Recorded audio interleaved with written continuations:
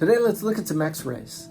Now, I take X-rays just about every day that I'm in practice, whether it's because somebody was in a car accident, or they've had some kind of severe trauma of some sort, or whether I've done a physical exam and we just need to look a little bit deeper to see exactly what the problem is or exactly what is going on inside of the human body. And X-rays can be a fabulous tool to do that can allow us to help people on a much higher level than if we didn't have these. Let me show you what I'm looking at here with this example. Now, I've wanted to talk about this topic for a while now, and I talk about it in the office quite a bit, but one problem that I'm seeing a lot more these days than I did 10 years ago when I started practice are problems in the neck related to looking down for several hours a day at a cell phone, or even sometimes several minutes a day at a cell phone. Now, this problem, of course, is very prevalent in teenagers, but also adults. Teenagers are having spines that are looking less and less resilient and aging and at a much quicker rate because of this. They're looking down for several hours at a time. Sometimes I'll have teenagers in here and I'll say, "Hey Johnny, how many days or how many hours in a day do you look at your phone? Are you on your phone or your computer?" And they say, "Oh, 6 hours, 8 hours." And the parents will confirm and say, "Yeah, he's on his phone all day long," or "She's on her phone all day long, texting with friends, Snapchatting, Instagramming, watching videos, playing games with friends, having a good time." But there's an underlying problem that can grow. And I wanted to talk a little bit about that today, and maybe it'll help you motivate you to change your habits a little bit.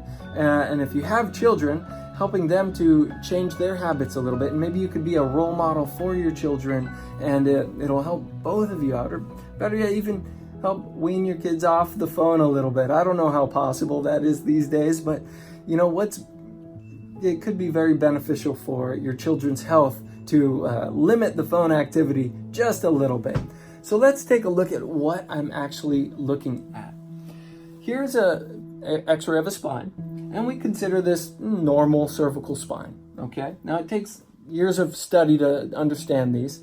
And we also, of course, correlate them with physical exams. But I'll give you kind of some basics, and there's some things that will just jump out at you right away. But never attempt to read X-rays on your own if you're not licensed to. So here we have a cervical curve coming backwards. And this is considered nice and healthy for the most part, okay? It's a C shape coming backwards. Now, here's the jawline, here's the back of the head. These are the projections that we feel on the back of our necks. We call those spinous processes, spines, like thorns on a rose, spines. And what we have here is a nice curve, and that supports the weight of our head, and that curve is what is naturally there, and it serves as a shock absorber, and it allows the spine to be more resilient, more flexible, more mobile, and just to work a lot better.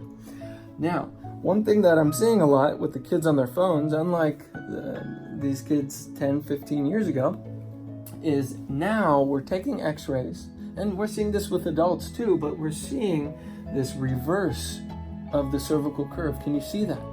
Can you see the difference between these two? This is pretty traumatic. Now, sometimes people won't have symptoms right away. Sometimes they will. Sometimes they'll just have chronic muscle tension, and it's just like irritating. It just never goes away. Oftentimes, this contributes to headaches, migraines. We see a lot of people in here with headaches and migraines, and even things like chronic fatigue and dizziness and vertigo, things like that. And what we're seeing is a huge correlation with the spine. How do we know that? Because we work with them, we make corrections, and they get better. So let's look at what's happening here on a physical level. If you can imagine for a second with me here, when there's a curve here, the muscles are shorter, okay? When the neck stretches out forward like this, the muscles stretch out and become taut. What happens is now these muscles are chronically contracted, trying to stabilize the neck. So people get chronic muscle tension in their body. which can be unhealthy not only for the muscles, but can cause lots of stress in many other areas of their lives. So it stretches out the muscles. Now this also puts stress on the vascular system. This is the blood supply. The blood supply that goes not only into the brain, but around the outside of the head, into the muscles on the back of our head, the top of our head. And many times people will describe headaches and migraines to me as, yeah, it starts like right here sometimes, and then it migrates to the side of my head, and then I just feel it right here, and it's throbbing and pounding, and I have to turn off the lights, shut the doors, and try to go to sleep and hope that it's gone when I wake up in the morning. Now, so it puts stress on the muscles, the vascular system, and then we have the neurological system. The neurological system includes, of course, the brain and the spinal cord and all the peripheral nerves. But let's look at the spinal cord for a second. Now, the spinal cord runs through the back of the spine, down what we call the spinal canal. It's a canal that runs all the way down the spine.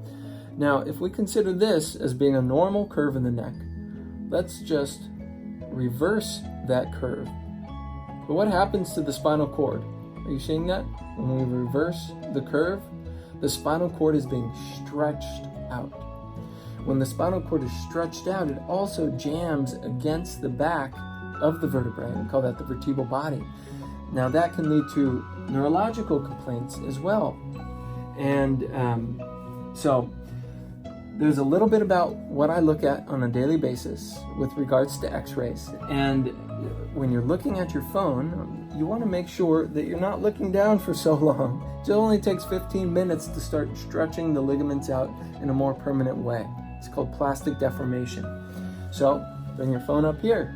Have your phone up where your head is nice and level, and you're here so you can text from there, or better yet, get off the phone more frequently so that you can just maintain a better posture and have better neurological coordination, better muscular coordination, and better vascular supply. If you have any questions, feel free to let me know.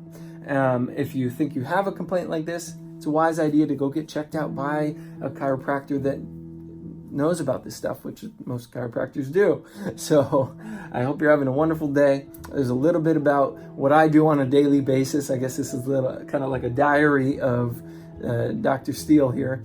But I hope you're having a wonderful day, and I wish you the best in health and vitality, and I will talk to you in the future. Bye-bye.